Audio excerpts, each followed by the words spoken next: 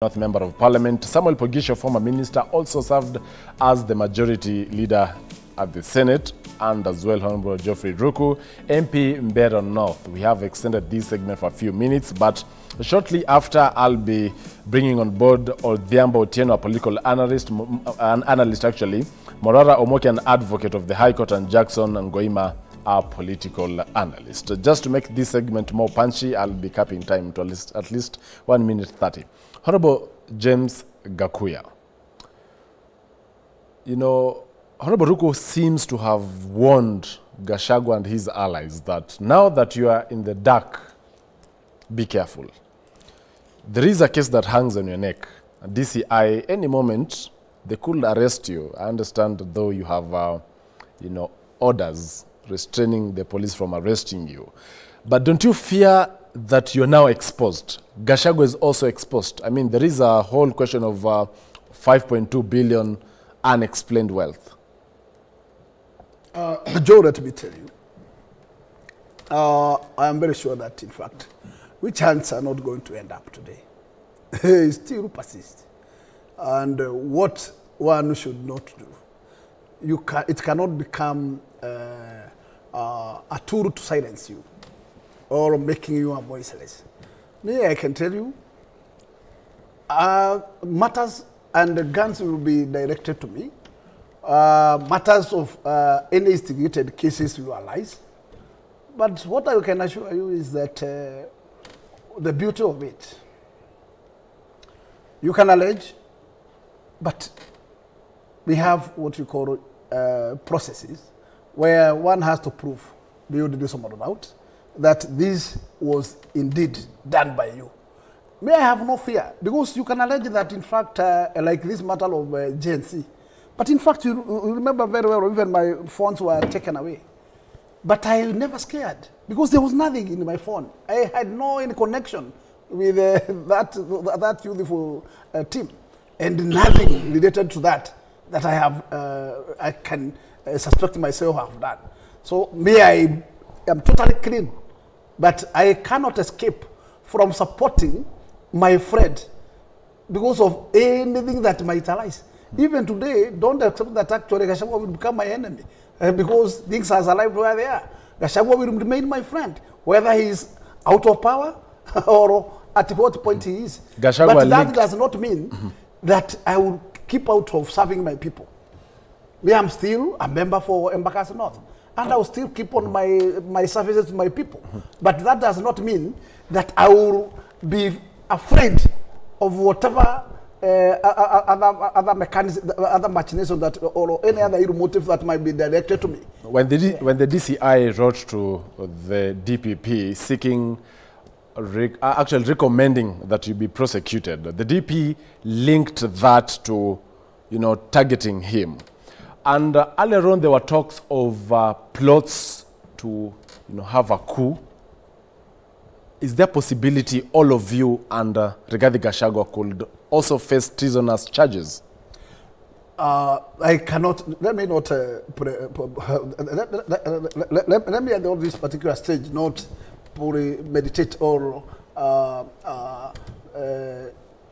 describe what it may arise, because anything might arise. We are in Kenya and we are in politics.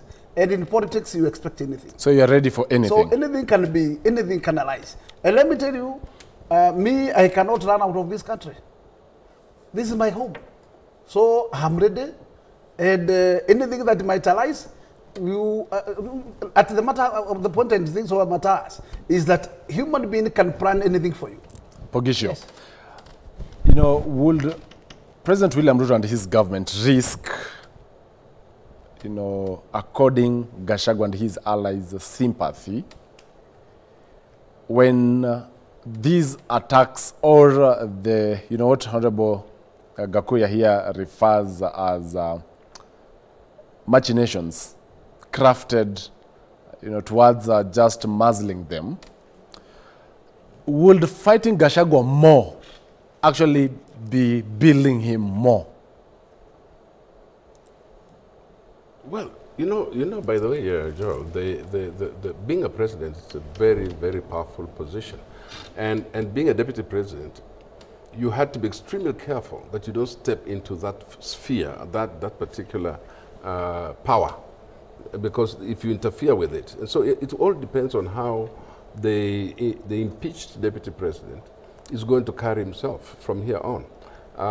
If he's seen as a threat again, that's when he'll be punched.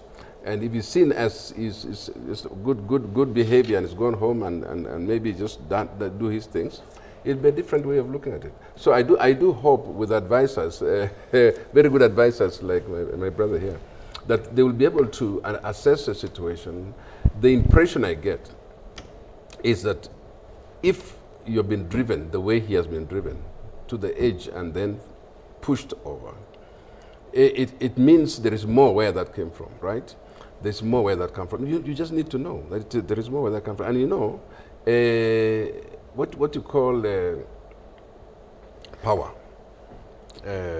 You don't joke with statehood, as he says. So weaponizing anything can happen. Anything can be weaponized in this country at this moment.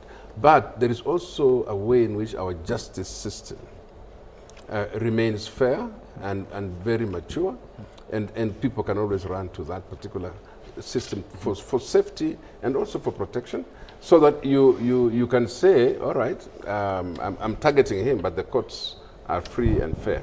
However, and I can tell you this from my experience, realize that a small thing can trigger a situation where they will come for you.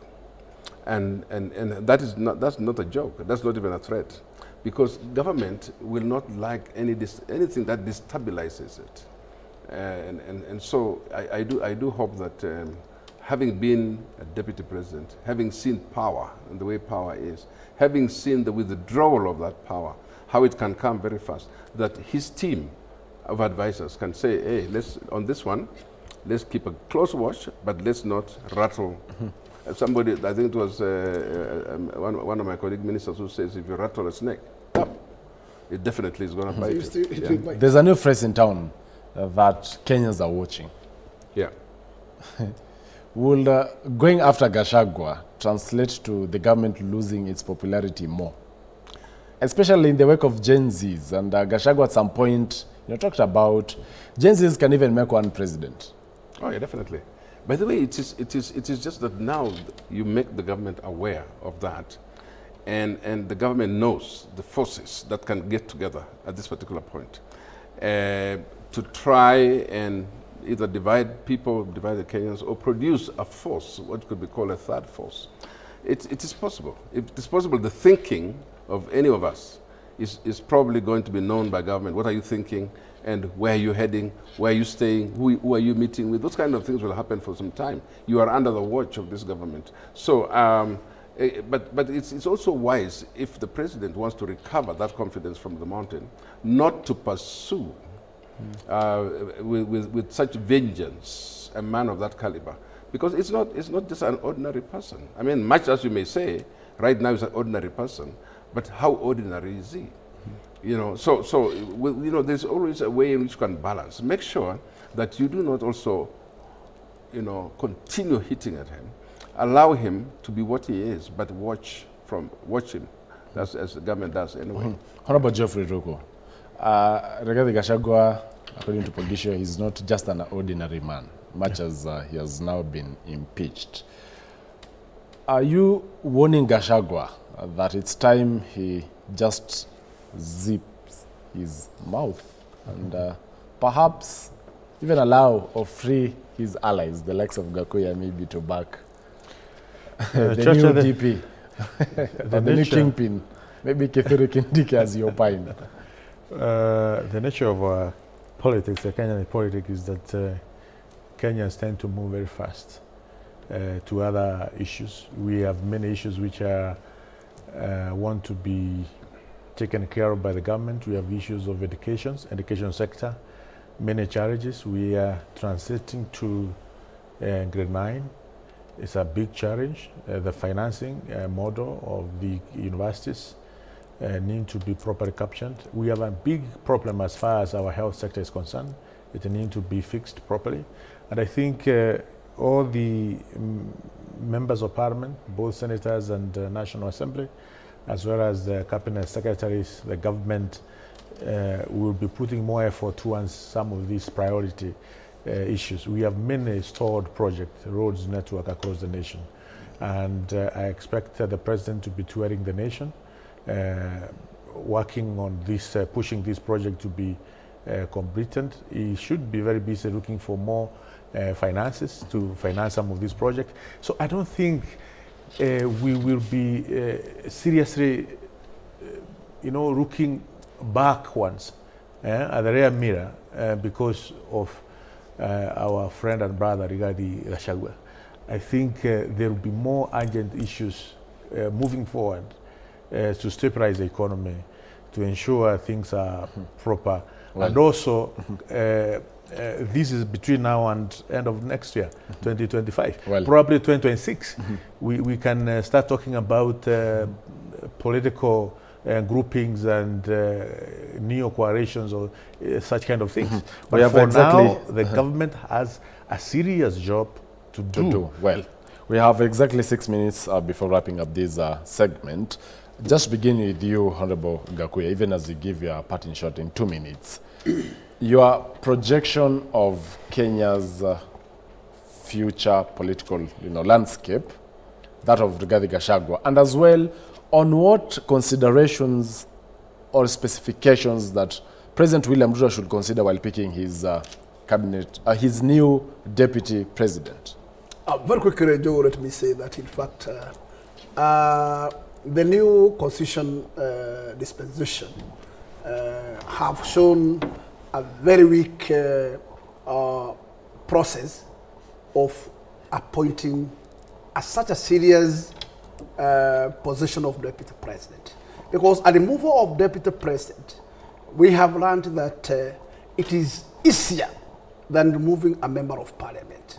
Because in the manner of removing the member of parliament, the public has a room to take signatures for your removal. But a process of deputy president is as simple as a verdict of elected membership of the two houses. And if they cast their votes, then you are gone. And let me say, it's a very weak point that in the future we have set a precedent that we will be eating future such positions. Number two, let me say, as much as the head of state, within his mandate in law, to fill the gap of the deputy president is concerned, the law gives him, as we speak, the law gives 14 days, and it is the prerogative of a head of state to pick his heir. In this case, he's the one mandated by the law to pick a running mate at this point, because it is not directed by the constitution that he must move back to an election. The 14 days, the powers also has been given to the head of state and approved by the House. And I expect that, in fact, as he's considered his running mate at this point, he must focus on how, one, to cool the mountain. The tempers, political tempers are very important. Also consider one element that at this point we need to win two areas of political stability and economic stability. And as much as economic stability is concerned, don't forget that in fact there is a huge constituency which is run by that community.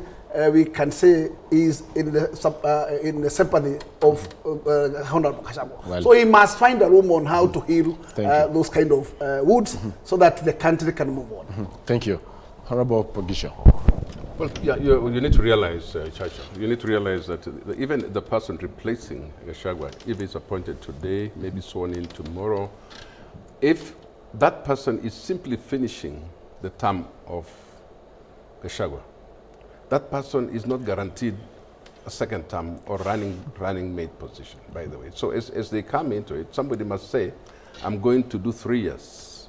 and not guaranteeing that you'll be the one going on to be the running mate. The politics and the orientations of politics in 2027 are going to be different. They're not necessarily going to be based on the same principles that we had. Partnerships and coalitions are going to be different. So whoever is going to accept this position must realize that. And since we don't know who that person is, but we'll get to know maybe today, we don't know who it is, whether it's going to come from Mount Kenya or elsewhere, and hopefully for my sake here, I should say it's going to come from Mount Kenya, because now if I don't say that, I might need your security from here, etc.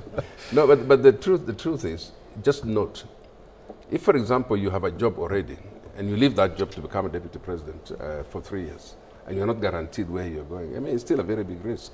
But we need somebody. I mean, we need somebody to replace immediately. That's a vacuum you don't want to allow. I know one time a president stayed for so long without a deputy, without a vice president, and it wasn't very easy. It's not very easy because you need to have that assistant. Thank you. The thing I need to say is that people may see that it's just regarding Gachagua who has lost. When you are removed from power, there are so many people who are affected. Casualties. Who are casualties. And those are the people you would sympathize with. Thank you. Honorable Ruko, as we end up. Article 149 of our Constitution talks about the vacancy in the office of the Deputy President. And it says that within 14 days after the vacancy in the office of the Deputy President, the President shall nominate a person to fill the vacancy, and the National Assembly shall vote on the nomination within 60 days after receiving it. So I think this is the stage where we are. The vacancy in the office of the Deputy President was gazetted last evening. Yeah. So we are within the window where the President should be able to nominate someone and communicate that to the National Assembly. And it's my hope that that communication will be done today so that we can deal with that matter as we go for recess. Well, so I think the time has come for the Deputy President, the Deputy President to say he has served the nation well. And we thank Rigathi Gachagua for his service to the nation of the Republic of Kenya. In the event your man, Kithure Kindiki, is not picked,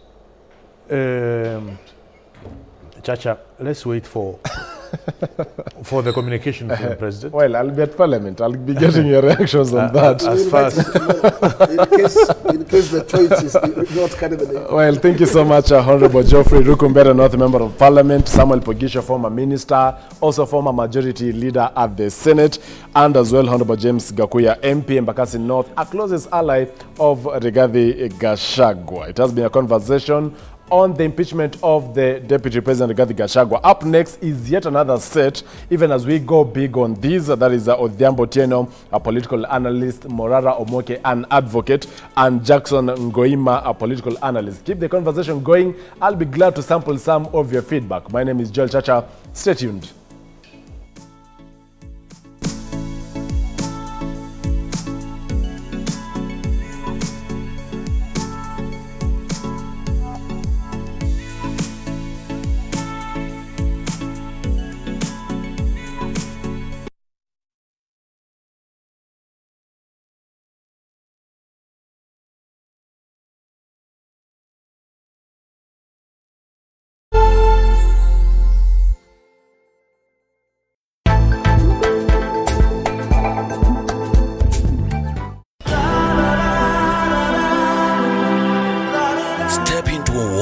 Emotions, relationships. Kumbe mama, ulikuwa unafikiria kuolewa tena?